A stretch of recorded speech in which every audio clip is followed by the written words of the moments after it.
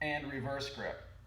So we'll have neutral position of the shoulder and wrist, and then rotated in both directions.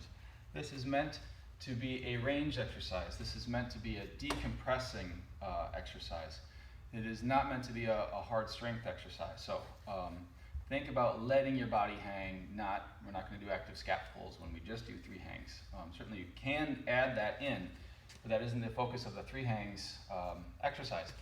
The other thing is that if all you can think about when you're hanging is your hands, grab something or put on gloves, certainly chalk, wrap yourself up and give your fingers a break so that you're not only thinking about hanging on the flesh of the fingers.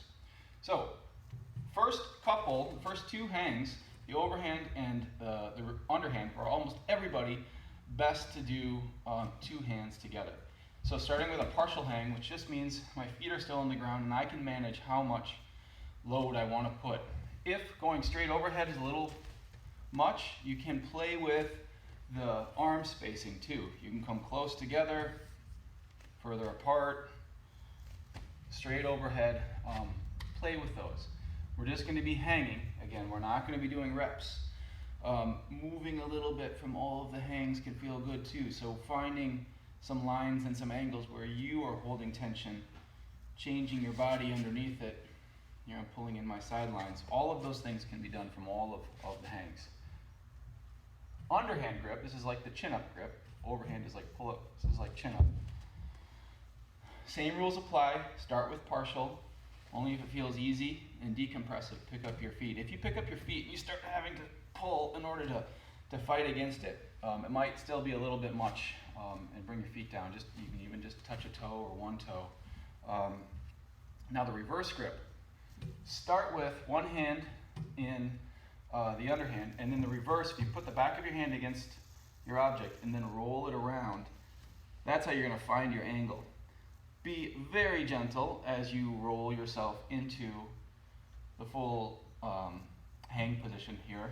This can be the most challenging because of that deep internal rotation and the twisting around at the wrist as well.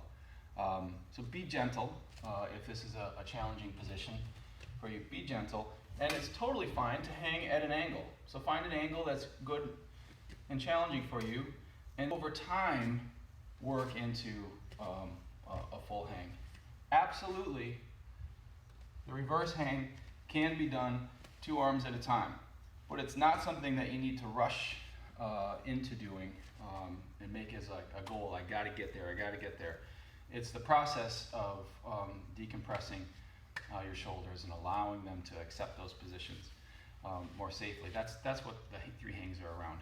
At the advanced level, this is going to require more strength, especially because you're going to hang from one hand. But absolutely, we can also do this with one hand. Some people might find it easier to just stay in one hand and work the 3 angles with feet on the ground and doing a partial hang without my feet off the ground. So that might be an option if for some reason 2 hands together, or maybe one shoulder has got a lot more different issues in it than the other. So this might be a modification for some. And then for others, doing a full one-handed hang while completely suspended might be a progression. So the key is that we're passing through those 3 different